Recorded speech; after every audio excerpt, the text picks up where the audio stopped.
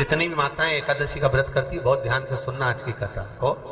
शायद जिंदगी में मिली ना मिली, पर ये कथा का रिश्ता तो बहुत ध्यान से सुनना, ध्यान से। स्कंद पुराण यहाँ तक कहती है कि इस कथा के चरित्र को जो श्रवण कर लेता है उसको 26 एकादशी करना भी नहीं पड़ती। इस एकादशी की केवल ये कथा सुनकर ही वो तर जाता है। बहुत ध्यान से सुनना इसको, कथा तो बड़े भाव से सुन लो इसको। पुत्रदा एकादशी पूरे साल में 2 बार आती है। एक श्रावण के महीने में आती है, दूसरी पोषादिक क्रम में। जिस नारी को संतान नहीं हो रही हो, बहुत प्रयास कर लिया हो, पुत्रदा एकादशी पूरे साल में 2 बार आती है। एक श्रावण के महीने में आती है, दूसरी पोषादिक क्रम में आती है। पुत्रदा एकादशी होती है, ये संतान की वृद्धि करने वाली होती है। शंकर जी के मंदिर में जाकर, भगवान शिव के मंदिर में पूजन करके घी का 1 कटोरी में घी और 1 कटोरी में खीर शंकर के सामने रख देते हैं। भगवान शंकर के मंदिर पर चौखट पर घी का दिया लगा देते हैं। शंकर जी की चढ़ी हुई 1 बेलपत्र साथ में रखें और 1 बेलपत्र को उठाकर शंकर जी के मंदिर की चौखट पे ही बैठकर चबा चबा कर खा लेते हैं। जो 1 बेलपत्र लेकर आए हैं वो अपने पति को खिला देते हैं। कहते हैं पुत्रदा एकादशी के दिन ये कर लेने पर संतान की प्राप्ति हो जाती है, पुत्र की प्राप्ति हो जाती है। महापुराण की कथा कहती है, आप अगर विश्वास रखे हो, सफेद आंकड़े की जड़, जिस नारी का संतान नहीं हो, गर्भ नहीं ठहरा हो, सफेद आंकड़े की जड़, जिस देव अधिदेव महादेव की कथा जिस तुम्बरुका जी ने श्रवण कराई है, शंकर भगवान जिनके सामने बैठकर शिव पुराण की कथा सुन रहे हैं, उन तुमरुका जी का नाम लेकर शिवलिंग पे से 21 बार घुमाकर मंदिर में ही कमर पर 7वें दिन रजस्वला धर्म के जो बांध लेता है और 1 पीपल का पत्ता अवधूतेश्वर महादेव का नाम लेकर शंकर पर चढ़ाकर उसको गाय के दूध में उकाल कर रात्रि को दोनों पति पत्नी अगर पीकर सोते हैं, 3 महीने में भगवान भोलेनाथ उसकी गोद भर देते हैं। ये शिव तत्व। शंकर देता जरूर है। अच्छा, संतान नहीं हो, किसी नारी की गोद, अगर स्त्री की गोद अगर खाली रह जाए तो भी दुख होता है उसको कि मेरे घर में औलाद नहीं, संतान नहीं। बड़े प्रेम से सबसे पहला नियम एकादशी व्रत का, सबसे पहला नियम है कि आप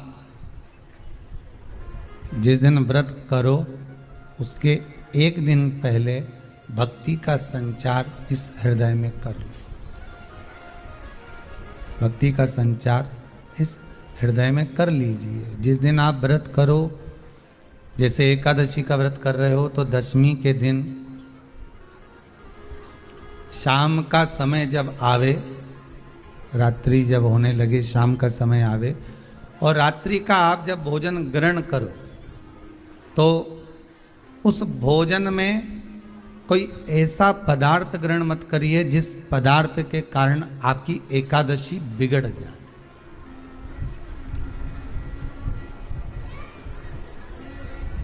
कोई बेकार भोजन में ग्रहण नहीं करना,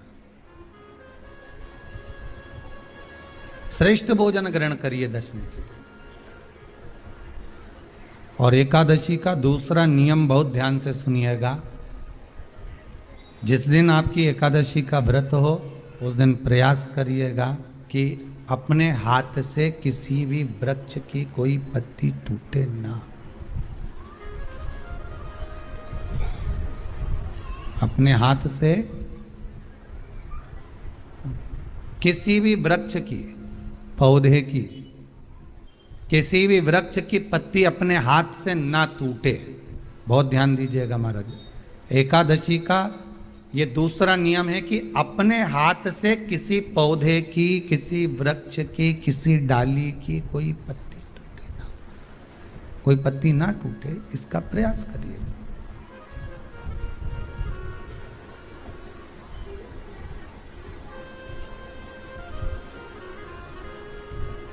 कितना सुंदर व्याख्यान कहा है, कितना सुंदर वर्णन है महाराज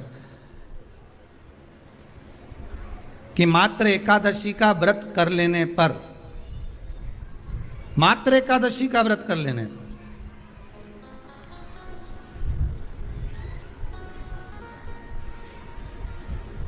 जो पूर्व में किया गया हमारा पाप कर्म है, हमने किसी जीव की हत्या करी है, हमने किसी को कष्ट प्रदान करा है, हमने किसी को अपशब्द कहा है, हमने किसी को ताने दिए, हमने किसी को आड़ा टेढ़ा कहा है, हमने किसी को गालियां दे दी है, मात्र एकादशी का व्रत ही कर लेने पर ये सारे जो दोष हैं वो समाप्त हो जाते हैं।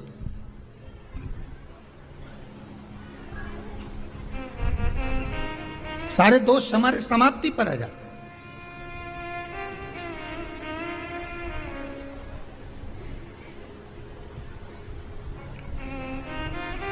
अब एक विचार करिएगा थोड़ा सा अपने मन में, अपने चित्त में, अपनी वृत्ति में एक बात उतारिएगा, एक अपने मन में एक बात को उतार कर रखिएगा कि आप अपने पाप को, अपने पाप कर्म को जिस दिन क्षीण करने वाले हो, समाप्त करने वाले हो, अपने पाप को आप जिस दिन समाप्ति पर लेकर जा रहे हो, तो उसके एक दिन पहले आपको प्रसन्नता होना चाहिए कि नहीं होना चाहिए कि कल मेरा पाप कटने वाला है, कल मेरा पाप समाप्त होने वाला है, जो मैंने पाप कर्म करा है वो समाप्त होगा, जो मैंने पाप कर्म करा है वो कल समाप्त हो जाएगा। तो एक दिन पहले आपके चेहरे पर प्रसन्नता हो कि ना हो?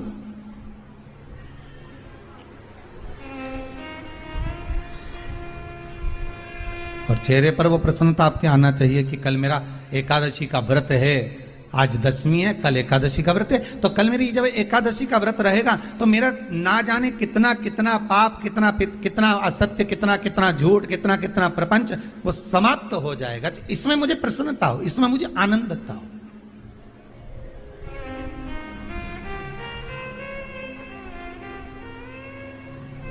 तो क्या कहा गया कि प्रयास करिएगा कि एकादशी के दिन कोई वृक्ष की, कोई डाली की, कोई कोपल की कोई पत्ती ना तोड़ी जाए।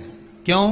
तो कहा अगर उस पत्ती को हम तोड़ देते हैं, वृक्ष की पत्ती को या क्यारे में लगी हुई कोई डाली की पत्ती को हम तोड़ देते हैं तो एकादशी का पुण्य फल प्राप्त नहीं होता, एकादशी का कोई फल हमारे खाते में नहीं जाता, पुण्य फल प्राप्त। अब फिर भले तुम चाहे तुमने मोरधन खाया हो, चाहे तुमने फिर चिप्स खाई हो, चाहे तुमने फिर व्रत का कितना ही सामान खा गए हो और तुमने सोचा कि आज मेरी एकादशी है, तो फिर उसका कोई फल प्राप्त नहीं है, उसका कोई सुख प्राप्त नहीं है आपको, फिर उसका कोई आनंद प्राप्त नहीं है आपको, फिर उसमें कोई आनंद की अनुभूति आपको नहीं मिल रही। को याद रखिए, गौदान और एकादशी, श्रीमद वल्लभाचार्य जी ने मायावत का खंडन करा था जगन्नाथपुरी में, और श्रीमद वल्लभाचार्य जी ने कहा था एकादशी मरने के बाद मत दो, एकादशी जीते जी दो। कहा था कि नहीं कहा था? जीते जी दान करिए। इसलिए जगदीश में, जगन्नाथपुरी में एकादशी उल्टी लटकी हुई है। करें अपने दर्शन, जगदीश में एकादशी को उल्टा लटकाया। क्यों? क्योंकि वल्लभ ने कहा कि एकादशी जीते जी दो। कई पंडितों कहते हैं तुम्हारे दादाजी मर गए, जब 12वें का दिन होता है ना तो पंडित जी संकल्प छुड़ाते हैं, देव एकादशी, बड़े बेटे ने 5 दे दी, छोटी बहू ने 3 दे दी, उसने 2 दे दी, उसने 2 दे दी, तो क्या तुम्हारे दादाजी भिखारी थे जो तुम्हारी एकादशियां लेकर जाएंगे? और तुम कौन होते हो दादाजी को एकादशी देने वाले? तुमने कौन सा इतने पुण्य कर लिए जो तुमने एकादशी दे दी? एकादशी के दान की महत्वता श्रीमद वल्लभाचार्य जी ने कहा कि कोई व्यक्ति अगर खटिया पर सड़ रहा है, पलंग पर तड़प रहा है, हॉस्पिटल में पड़ा हुआ है, तो निवेदन है कि उसको देखने जाओ तो अपनी करी हुई एकादशी में से 2 एकादशी का दान उसको तुरंत दे दो। क्यों? तो जिससे उसको मोक्ष मिल जाए, मरने के बाद नहीं। क्योंकि मरने के बाद तो वो 10वें के दिन, गरुड़ पुराण में लिखा है 10 दिन तक जीवात्मा घर की अटारी पे रहती है। कितने दिन? 10 दिन। 10 दिन के बाद जीवात्मा चली जाती है। कहां जाती है? उसको जहां जाना है। 3 दिन में उसको भोग भोगना पड़ता है जीवात्मा को। 3 दिन नरक का भोग भोगती है, उसके बाद स्वर्ग का भोग भोगती है। 18 दिन में ये प्रोसेस पूरी हो जाती है। कितने दिन? 18 दिन। 18 दिन के बाद में उस जीवात्मा को धान के खेत में पटका जाता है। किसके खेत में? धान के, चावल के खेत में। इसलिए कहते हैं एकादशी के दिन चावल मत खाओ। कहते कि नहीं कहते? और क्या कहते हैं, द्वादशी के दिन चावल खाना जरूरी है।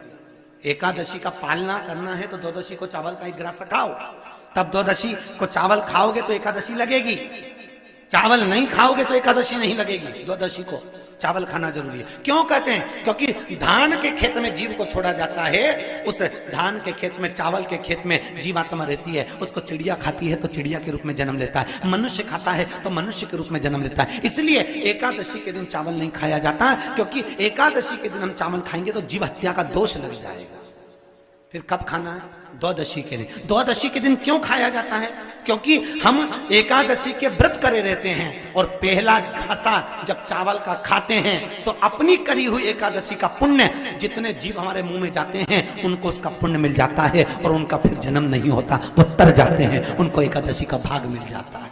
इसलिए कहते हैं एकादशी को चावल मत खाओ, पर द्वादशी को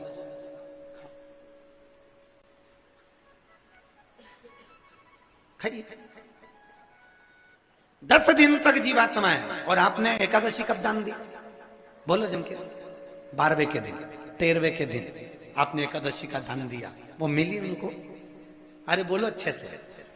कई तो अभी तक कर रही होगी, हमारे दादाजी के निमित्त की कर रहे हैं, कर ले। फिर वही वाली बात आ गई, गुलाब के फूल में पानी जारी है।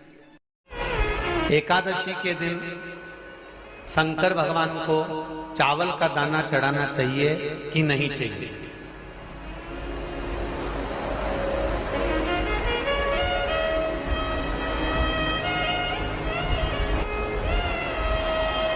बीमार व्यक्ति से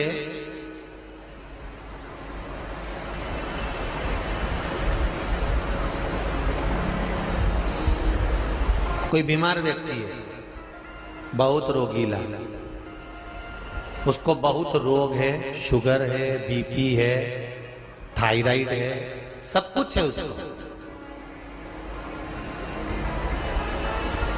और वो रोगीला व्यक्ति जब डॉक्टर के पास जाकर पूछे, डॉक्टर साहब मेरी तबीयत ठीक नहीं रहती है, मैं बहुत कष्ट में रहती हूँ, बहुत तकलीफ है शरीर में,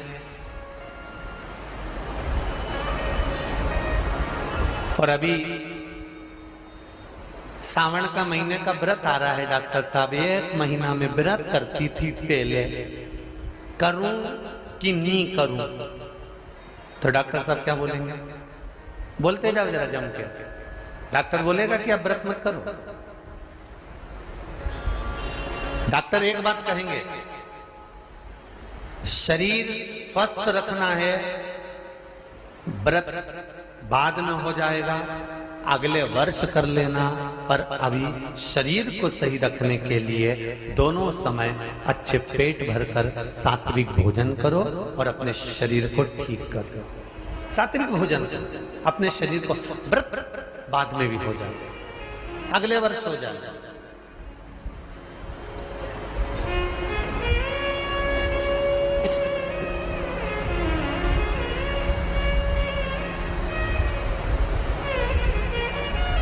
अभी तुम थोड़ा सवेरे 2 बिस्कुट ले लिया करो, सुबह नाश्ता ले लिया करो, भोजन ले लिया करो, फिर दोपहर में कुछ हल्का फुल्का लेकर थोड़ी थोड़ी देर में खाते रहना चाहिए हो।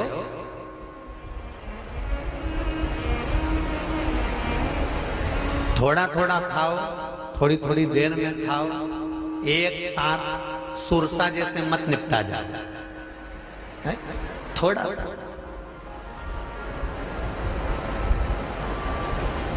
ज्यादा खाओगे और ज्यादा कमाओगे तो दूसरों को कष्ट नहीं होगा, कष्ट खुद को होगा।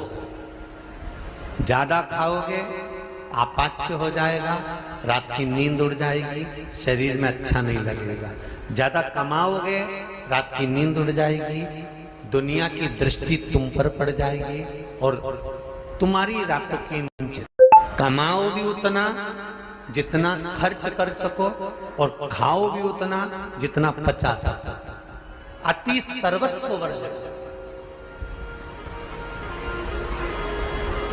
डॉक्टर कहेंगे ये तुम्हारा व्रत जो है ना अगले साल कर लेना, इस साल मत करिए, इस साल तो आराम से भोजन वोजन करो तुम लोग, बढ़िया प्रेम से खाओ पिए। तो उसी तरह किसी ने पूछा कि चावल का दाना एकादशी पर भगवान शंकर को चढ़ा सकते हैं, चावल का दाना शंकर जी को चढ़ाते क्यों है, पहले तो वो समझ।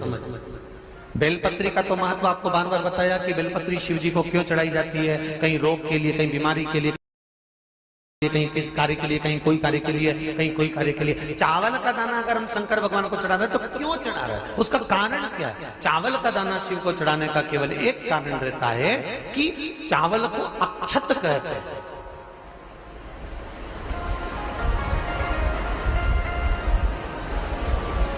अक्षत का मतलब होता है अक्षय।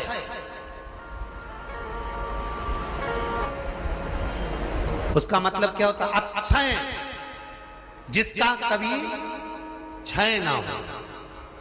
जब हम भगवान शंकर को चावल का दाना चढ़ाते हैं, जैसे बहुत ध्यान दीजिएगा महाराज, बहुत समझने वाली बात है, बहुत ध्यान से।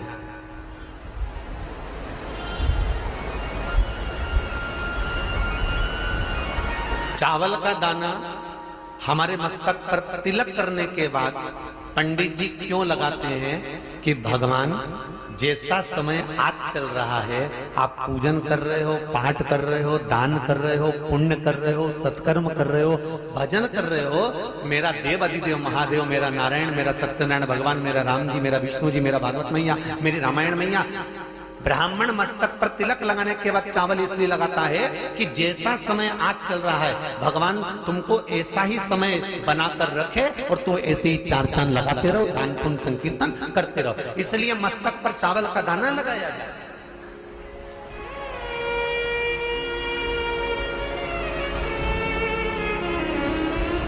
कोई मर जाता है,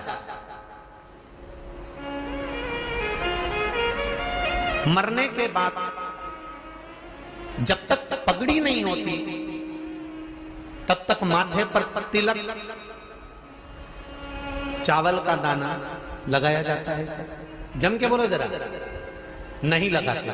किसी पंडित जी से पूछो, ब्राह्मण देवता से पूछो, ब्राह्मण देवता ये कोई मर गया और हमारा तो नियम है कि हम सिर पे तिलक लगाते हैं, चावल लगाते हैं, या पंडित जी से हम तिलक लगवाते हैं, मंदिर जाते हैं तो मंदिर में जाके तिलक लगवा के हम चावल का दाना लगवाते हैं, क्यों नहीं लगाते? उसका कारण क्या है? जब किसी के मरने के बाद 10 दिन तक, 12 दिन तक मस्तक पर तिलक क्यों नहीं लगाया जाता? 10-12 दिन तक माथे पर तिलक या चावल क्यों नहीं लगाया जाता? उसका कारण है कि ये जो समय आया है, तुम्हारे यहाँ जो गमी हुई है, तुम्हारे यहाँ कोई मर गया है, तुम्हारे यहाँ किसी के प्राण छूट गए हैं, तो ब्राह्मण इसलिए तिलक नहीं लगाता आपको, इसलिए चावल का दाना नहीं लगाता कि ऐसा दिन भगवान अब ना लाए, इसको अमर ना करे, इसको अक्षय ना करे, इसको प्रबल ना करे। और जब चावल का दाना, तो यहां शिव महापुराण की कथा करी, चावल का दाना हम शिव जी को क्यों चढ़ाते हैं, भगवान को क्यों समर्पित करते हैं, भगवान की पूजन में अक्षत क्यों समर्पित करते हैं, चावल क्यों समर्पित करते हैं, उसका कारण क्या है? तो कहा आज मैंने जब चावल का दाना आपको समर्पित करा है, जिस भाव से, जिस विश्वास से, जिस श्रद्धा से, जिस मन से मैं आपको रिझा रही हूं, हे भोलेनाथ मेरी ये मनोकामना पूर्ण कर, इसको अक्षय कर देना, इसको अमर कर देना, बस इतनी कृपा आप कर। अब किसी ने पूछा एकादशी के दिन चावल चढ़ाए कि नहीं चढ़ाए, तो यहां तो सीधी सीधी बात है, बीमारी देखकर थोड़ी ना आती है कि नवरात्र चल रहे हैं कि सावन का सोमवार चल रहा है, बीमारी तो बीमारी।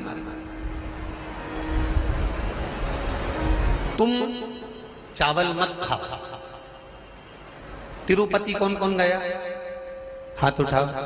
ठीक है। जगन्नाथ जी कौन कौन गया? हाथ उठाओ। हाँ ठीक है। द्वारका जी कौन कौन गया? हाथ उठाओ। ठीक है। बद्रीनाथ कौन कौन गया? हाथ उठाओ। ठीक है। एकादशी के दिन कभी तुम बद्रीनाथ चले जाओ, एकादशी के दिन तुम द्वारका चले जाओ, एकादशी के दिन तुम तिरुपति चले जाओ, एकादशी के दिन तुम जगन्नाथ चले जाओ, एकादशी के दिन तुम्हारी मर्जी पड़े भगवान के किसी धाम में चले जाओ और भगवान को भोग लगाओ और उनकी थाली को झांक कर देखना, उसमें चावल जरूर मिलेगा। उसमें ऐसा नहीं है कि चावल नहीं मिलेगा।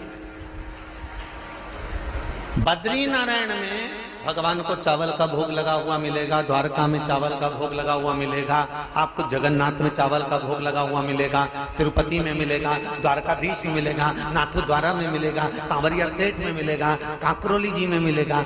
आप जहां जाओगे वहां पर एकादशी के दिन भगवान को चावल आएगा, क्योंकि भगवान के लिए परहेज नहीं है। जो काम में डूबा हुआ है, जो आसक्ति में डूबा हुआ है, जो लोभ में डूबा हुआ है, जो वासनाओं में डूबा हुआ है, जो तृष्णा में डूबा हुआ है, और जो माता के गर्भ से जन्म लिया, एकादशी के दिन चावल उसको नहीं खाना। बहुत सुंदर संवाद है, ध्यान दीजिएगा। जिसके घर में कमाने वाले 2-4 हैं, पैसा तो आ रहा है पर घर में टिक नहीं रहा, डॉक्टर में, पुलिस में, एक्सीडेंट आदि में, कहीं गलत जगह पर व्यसन में अगर पैसा जा रहा है, जुए में, मांसाहार, मदिरा पान, या कहीं आया पैसा आने में कमी नहीं, आ रहा है पर टिक नहीं रहा, रुक नहीं रहा, कोई मांगने आ गया, दे दिया, फिर वहां से अपने पास नहीं आ रहा, अपन कह रहे हैं भैया हमारा पैसा लौटा दो, नहीं आ रहा। तो महाराज शिव महापुराण की कथा कहती है, एकादशी के दिन गंगा के जल में मात्र 7 बेलपत्री डालकर जो नंदीश्वर भगवान अर्थात जो शंकर जी के शिवलिंग के सामने नंदी होता है, उस नंदी के चरण पर गंगा का जल चढ़ाकर बेलपत्री शिव पर समर्पित कर देता है, उसके घर में रुपया रुकना चालू हो जाता है।